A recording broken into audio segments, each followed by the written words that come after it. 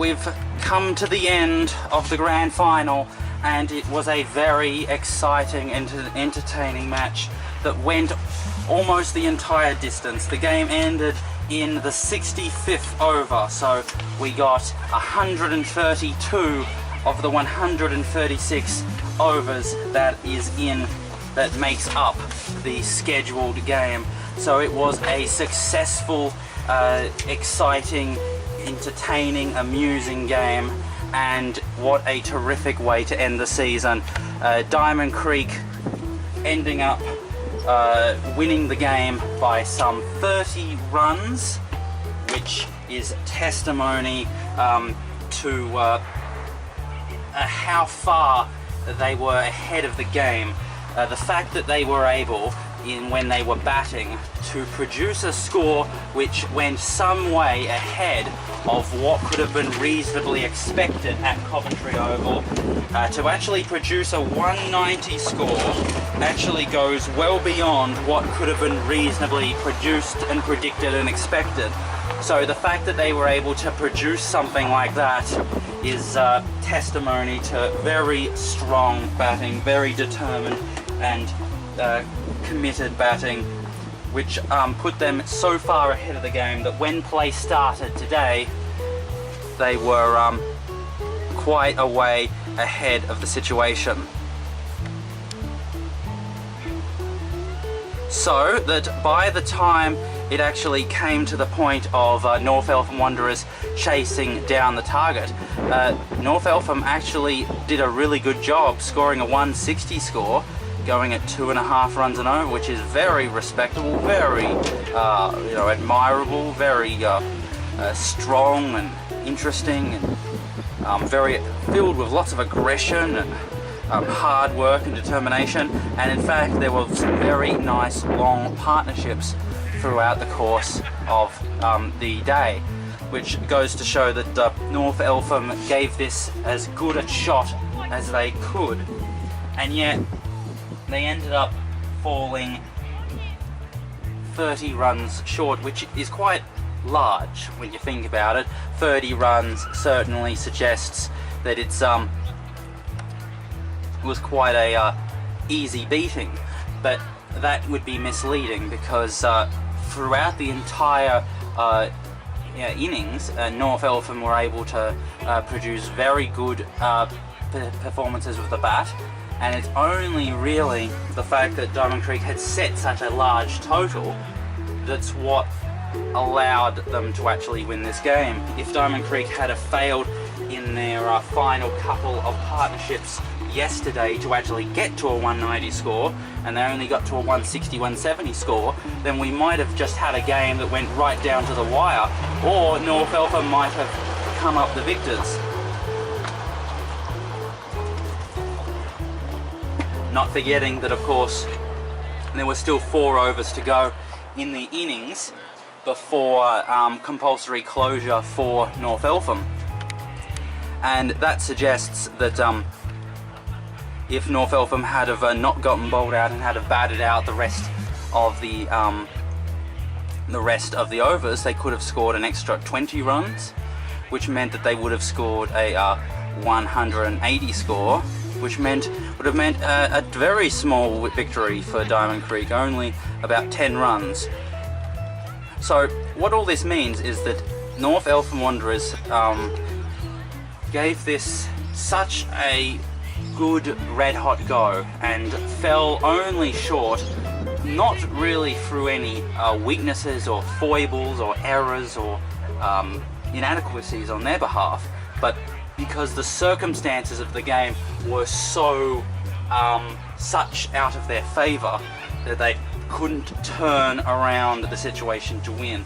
And so this is one of those situations where just even when two forces hit each other and they mostly neutralize, the fact that one happens to be a little bit stronger than another one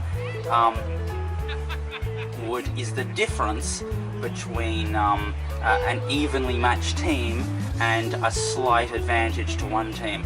The fact of the matter is that even when you have a very hard rock and you rub it against diamonds, the Diamond will put scratches onto that substance. So when you have a team like Diamond Creek that is superior, even when North Eltham were able to match them again and again and again and again throughout the course of this match, because Diamond Creek were just that little bit better every single time, those little, little advantages here and there just add up to that 30-run victory for them.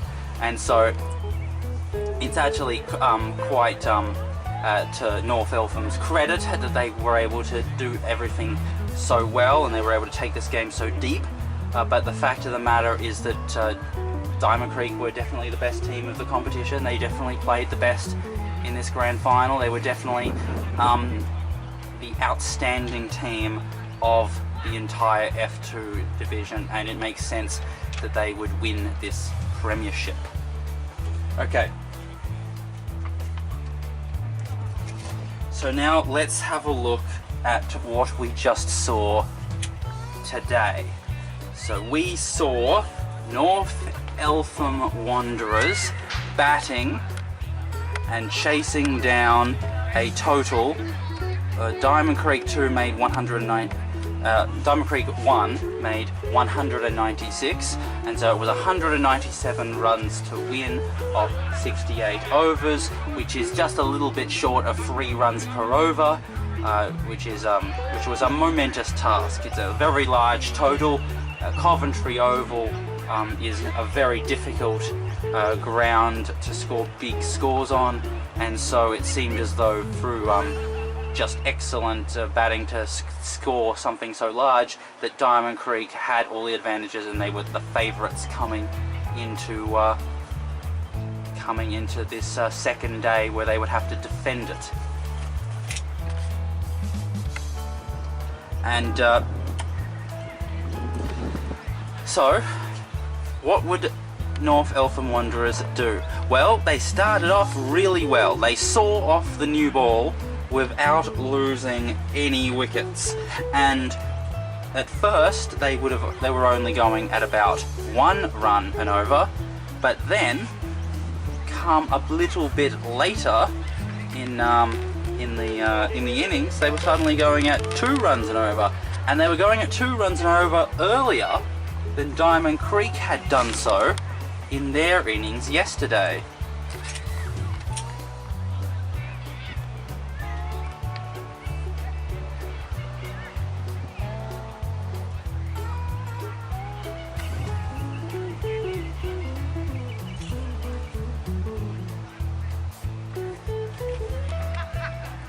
Shaking of hands.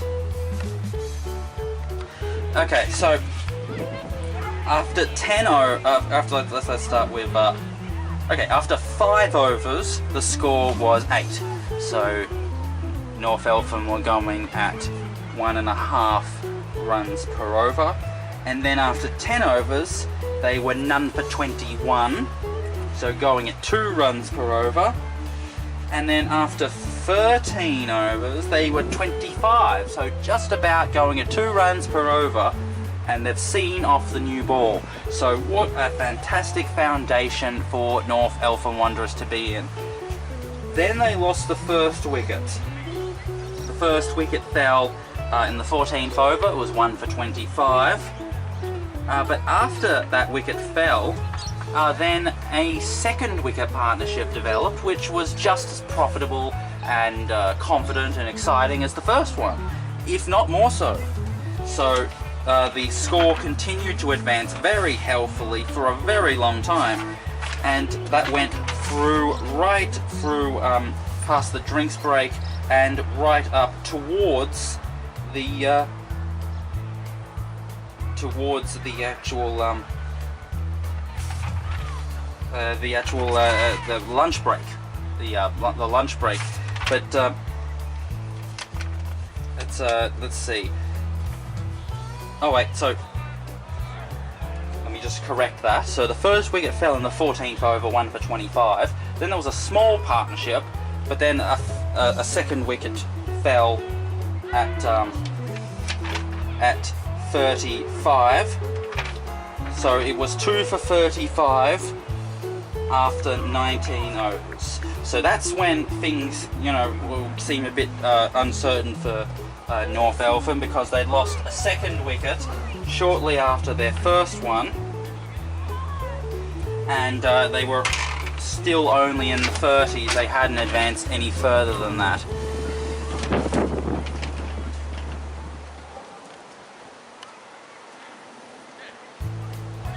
And so things were a bit difficult for them at that moment. The run rate was slowly going down, and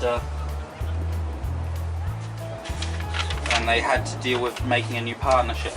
Now, it's this third wicket partnership which was so impressive, advancing the score. So the score went from 2 for 35 all the way up to 64. The score was 64 when the third wicket fell, and that happened in the 33rd over. So there was a period of 14 overs where they ended up scoring 30 runs. So that was a very, very profitable period, going at nearly 3 runs an over, building up a very big partnership, filled with lots of runs, scoring runs, and then one boundary and 3 frees. But then the wicket fell just before the lunch break. So the wicket fell on the 33rd over, and there was 2 more overs after that. So it ended up being at 64 for 3, and then the score advanced a little bit further to be 67 for 3 after 35. And that's when the lunch break happened. So with that, going at just under 2 runs per over, having a new partnership to begin because the last one was broken, and then going to the lunch break needing 130 runs from 33 overs, which is something approaching 4 runs per over, which was a very significant challenge. And they had it all against them, North Eltham Wanderers, as they came in to the second half of the day's play with the end of the lunch break. But they absolutely came for the challenge. They stood up for it, and they were ready. And they produced some of the most excellent cricket we've seen. And yet, throughout the course of the second half, they were losing wicket after wicket, and yet they were willing to continue to bat as aggressively as they needed to keep that run rate up where they needed it to be, and so to hold off any sort of situation where the required run rate would blow out and they would be out of the game. And so, let me give you a sense of it. So, they lost their 4th wicket in the 39th over, so it was 4 for 81. And then lost their 5th wicket in the 46th over, so it was 5 for 104. Then the 6th wicket fell, it was 6 for 113. And then the 7th wicket fell, and it was 134. So that suggests that wickets were tumbling repeatedly. Every 5 or so overs, another one fell, and it all seemed to be going out of hand for North Eltham. But just take a look at their run rates, and you get a sense of just how far they were still in this game.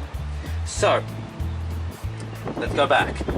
The lunch break happened, and it was 35 overs, 67 runs, so that was just under 2 runs per over. Then, by the time it was the 40th over, the score was up to 89. So they had actually gone beyond going at 2 runs per over, and they were going at a little bit more. Then came the 45th over, where they reached 102, which again had reached 2 runs and over, and plus a little bit more, like 0.1, 0.2, a quarter, towards a third. So they were continuing on to score at a reasonable rate and continuing to advance forth a scoring that continued to keep them in the game. Then after the 50th over, they had the run scoring had slightly declined. They were at 114, and then the scoring suddenly went for a big boost, and so that by the time the 55th over happened, the score was 134. And then after the 60th over, they had basically advanced their run rate to the point where they were going at 2.5 runs and over, because they had 158 runs from 60 overs, and that was an enormous advancement from what they had earlier on. So that by the time we come to the final overs in the 60s, it was just a matter of they needed something like 5.5, 6 runs to win, which, you know, it's actually they were in the game, because scoring 5 runs and over, 5.5, 6 runs and over is certainly very difficult, very challenging, but it is certainly possible. It's certainly humanly possible, and the fact that they were chasing such a large total and yet they were within the possibility of chasing it down shows how far North Eltham went in advancing their campaign over the course of that second half. So let me just go through the runs off each over, and you can get a sense of how it all changed. So let's go through, first of all, everything that happened up to the drinks break. So the overs were 2, 1, 3, maiden, 2, 3, maiden, 2, 3, 5, maiden, 2, 2, maiden, 2, 3, 2, maiden. So going at the fact that they were going at 1.5 to 1 2/3 per over up to the drinks break is demonstrated by the fact that they were scoring that sort of thing each over. Okay, so here's what happened in the second quarter of the day after the drinks break, before the lunch break. So 3, maiden, maiden, 4, 3, 1, 3, 6, 0, 2, 6, 1, 1, 2, maiden, 3, maiden. And again, they were, you know, a lot of low scoring overs, but then a couple of high scoring overs, so they evened themselves out to scoring, actually advancing a little bit, so that they were going at just under 2 runs and over at the time of the lunch break.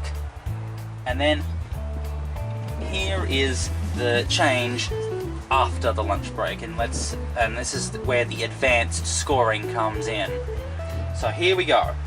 North Eltham changing the context of the game, going at just under 2 runs and over to going at 2.5 runs and over, and actually having an honest go at this total, coming to the last half an hour of the game right at the very end. Here we go. 1, 10, 2, maiden, 8, 1, 2, 1, 4, 5, 2, 4, 5, maiden, 1, 7, 1, 8, 0, 4, 10, 5, 1, 7, 1, 1, 4, maiden, 3. So there you go.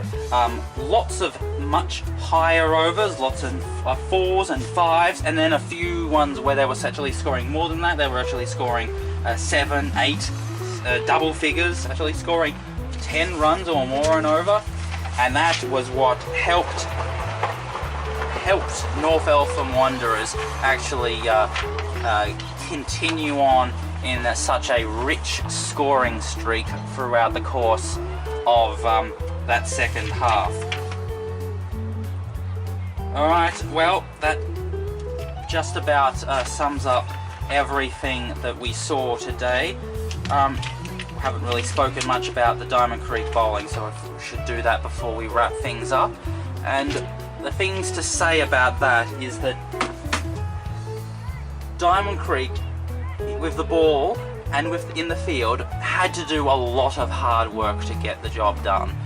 It was very different to the semi-final, where they were able to blast out their opponents with such brevity and ease and efficiency that they were never really challenged. They never really had to, you know, get out of first gear, or maybe get out of second gear, but they did sort of have second gear.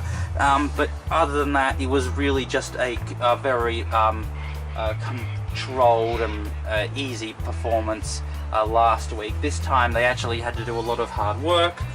They actually had to think of plans to actually outsmart batsmen.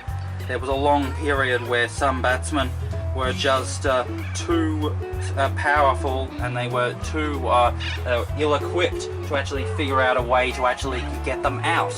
And so there was actually a long period where these particular batsmen were such a nuisance that Diamond Creek didn't have any answers, and there were much more frequent changes of the bowling, there were more frequent fielding changes, there was more of a variety in terms of the deliveries.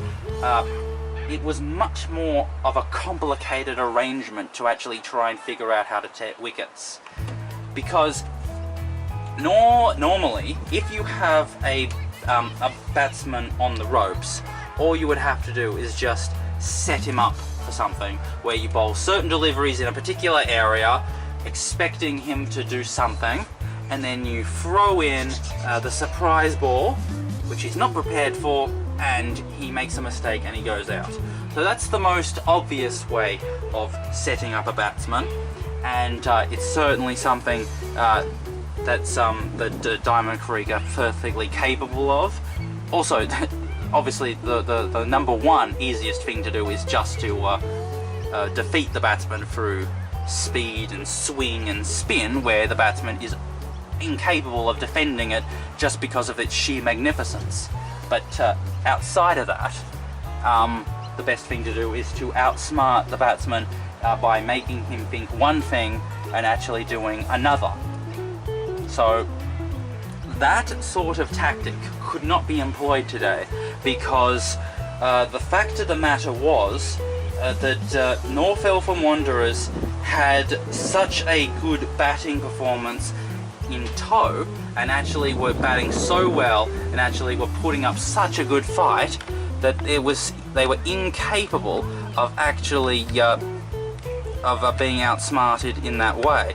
And it actually had to become much more nuanced and complicated, and it was actually about a matter of bowling good balls and playing on the batsman's patience, hoping to make mistakes, hoping to try to manipulate subtly the different stroke play of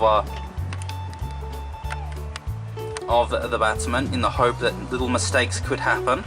So it was much more nuanced, it was much more patient, it was much more tedious, and slowly but surely the mistakes happened.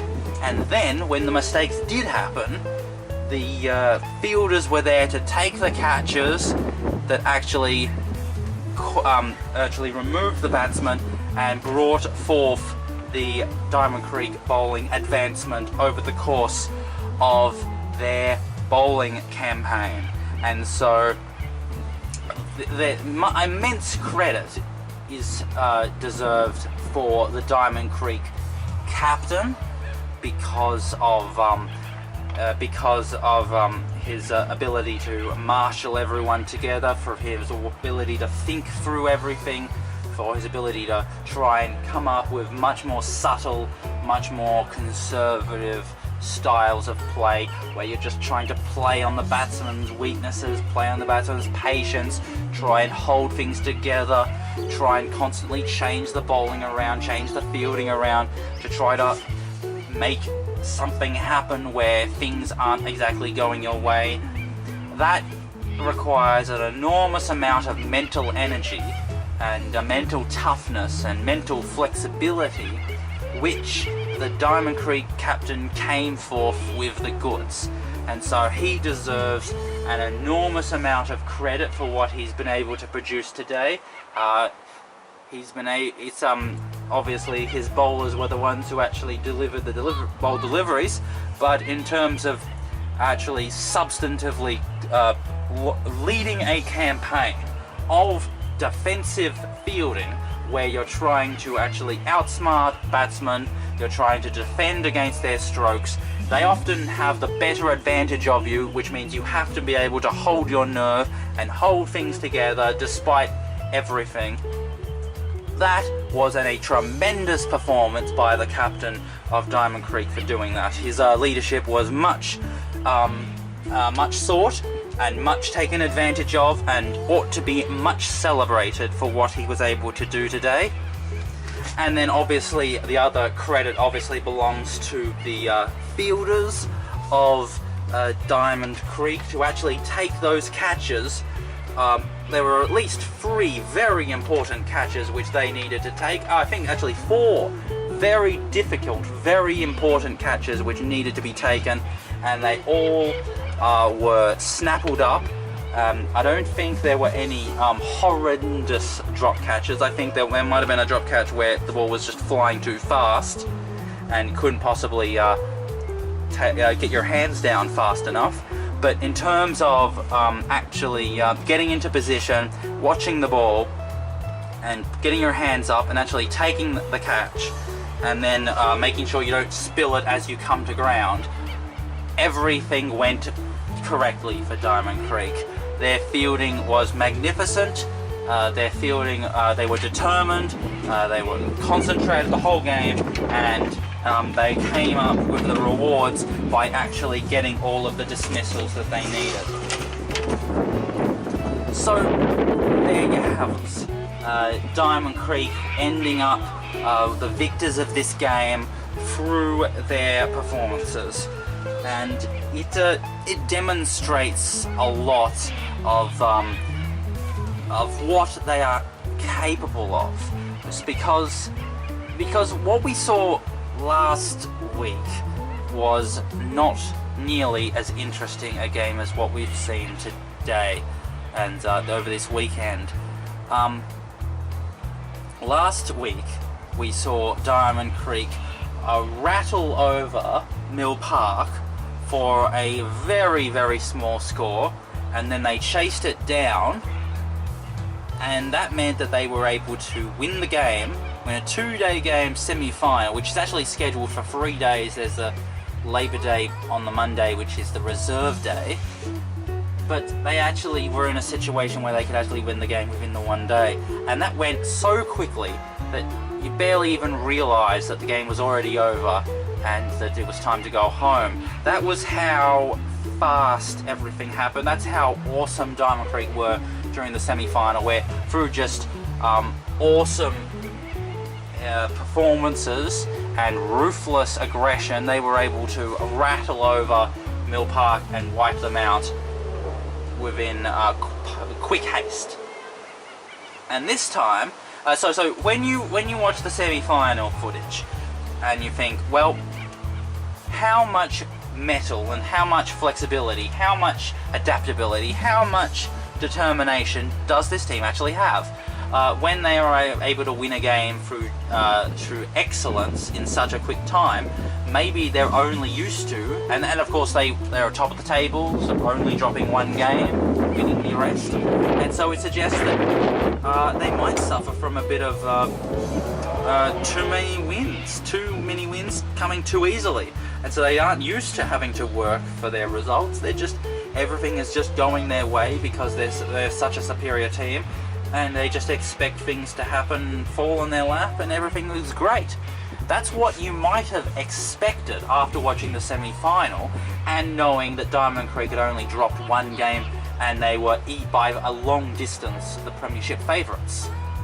But then you can see what happened this weekend, and those fears are dealt with completely.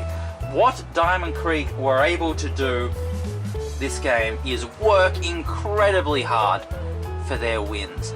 They have displayed tremendous hard work, tremendous determination, tremendous mettle, and they were able to put in hour after hour of hard work, even when things didn't go their way, even when problems arose, even when they were uncertain of what the future held for them.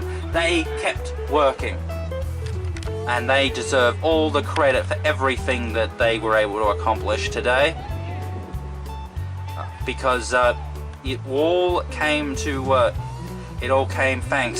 to their tremendous performances and their tremendous character, I should say.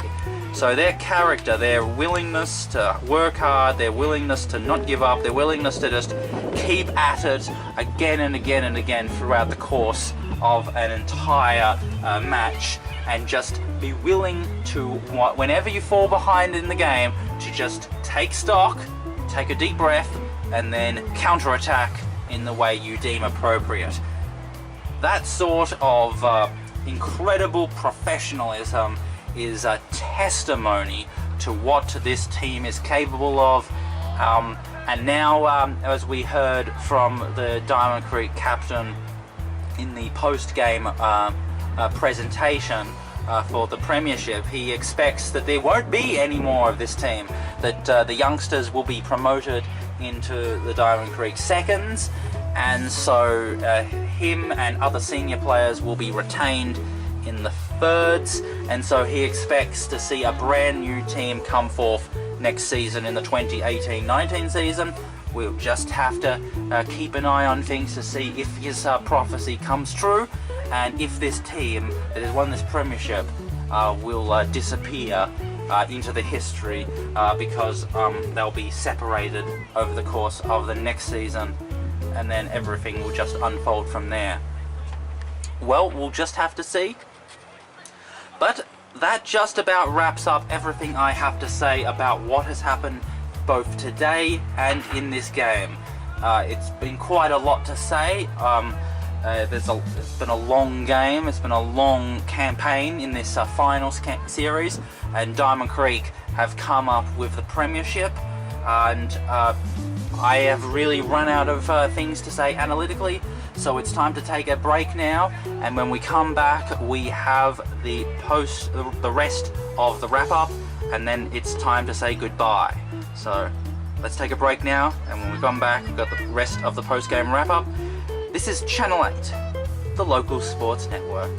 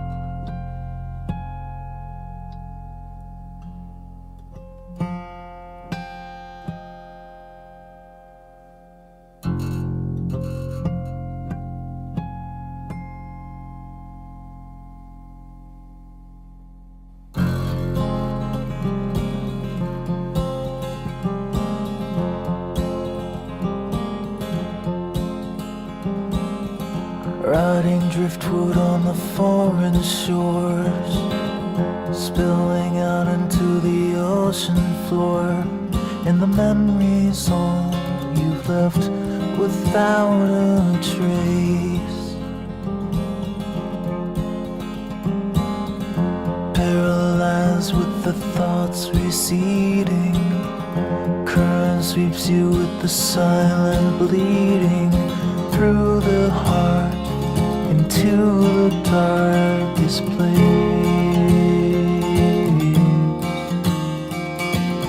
Well, turn around, there's nothing to see here. Run away, no reason to be here.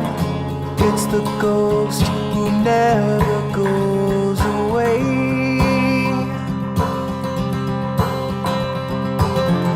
Turn around and leave this behind now. You see the ground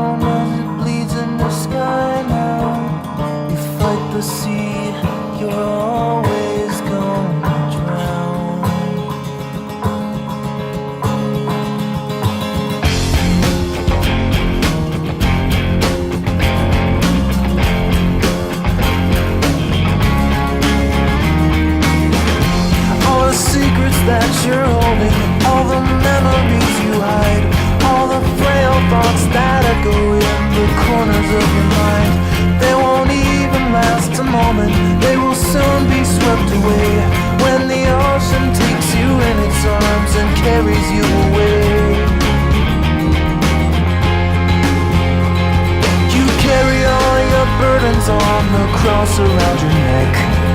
You take whatever's left that you could salvage from the wreck, and the hard past will follow you like a lost dog on the beach, nipping at your trail till you've drifted out of reach. Yeah, turn around, there's nothing to see here. Run away, no reason to be here. It's the ghost who never goes away.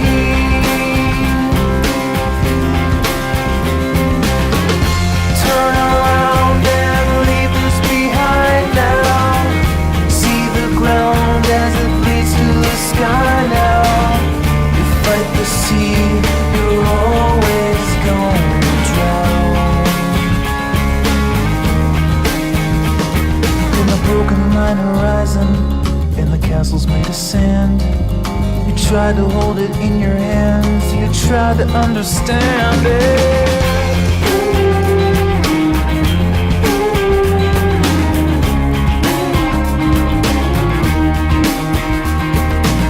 Ocean asks the questions, and it holds the answers too. It dissolves away the lies about the things you thought you knew.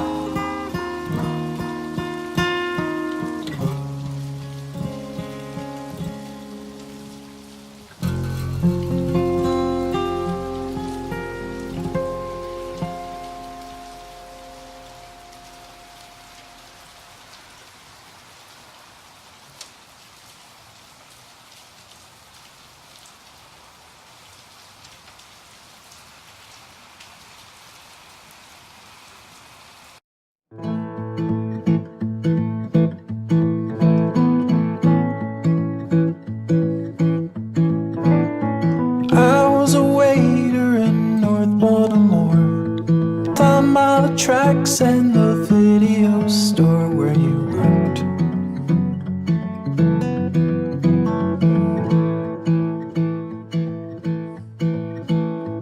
3 times a day you'd come in for a drink. I'd bring you a coffee, you'd pay with a wink and a smile.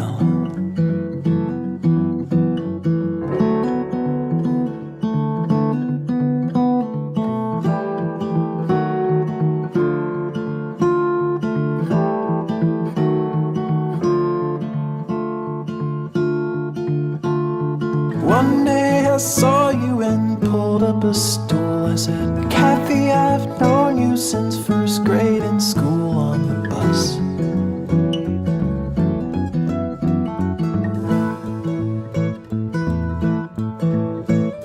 You always had talked about seeing the world. I never imagined you'd still be the girl down the street.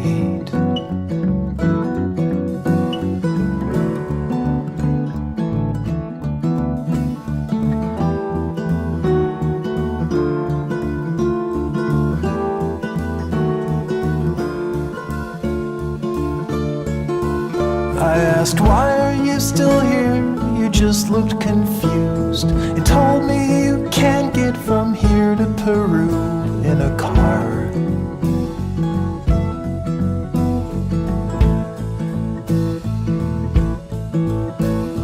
In Panama, you'll hit the Darien Gap.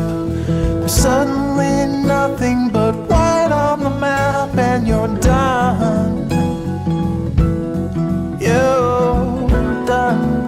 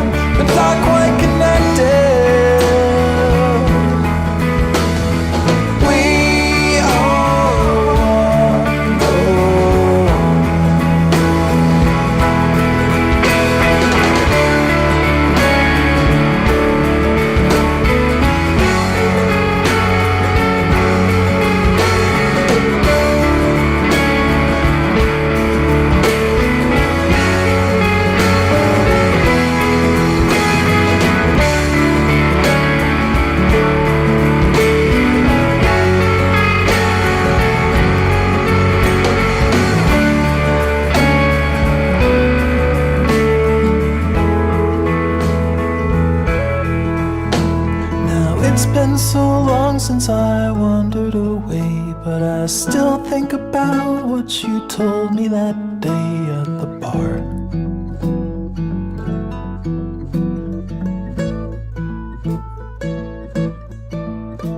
I wonder if you're still marooned with the globe, waiting for someone to pave you a road to your dreams.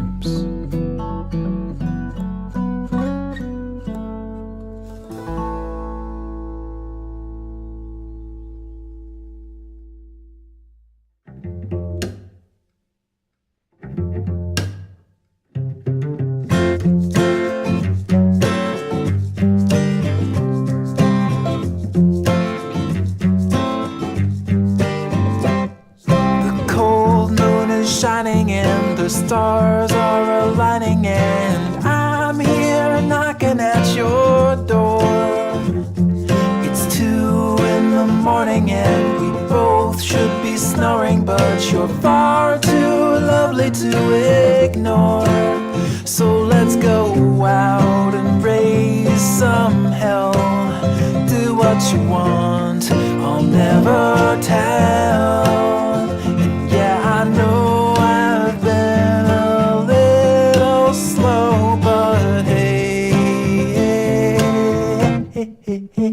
I'm good to go. I'm snared and I'm smitten like a scared little kitten, but I'm not afraid to tell you anymore.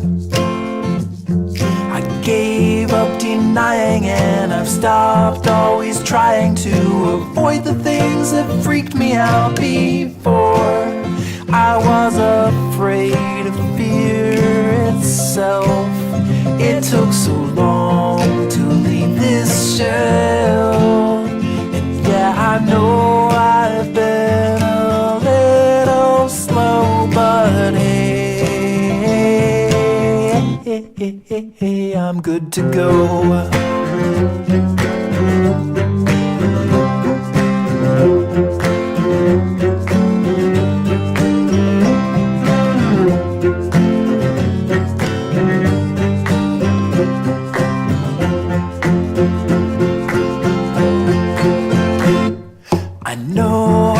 Distant, so detached and resistant to the things that are perfect in my life. I once was a hermit, but inside I was yearning just to take off the mask and see the light. And it was you who made me see. You gave me hope and set me free. Yeah, I know I've been a little slow, but hey, I'm good to go.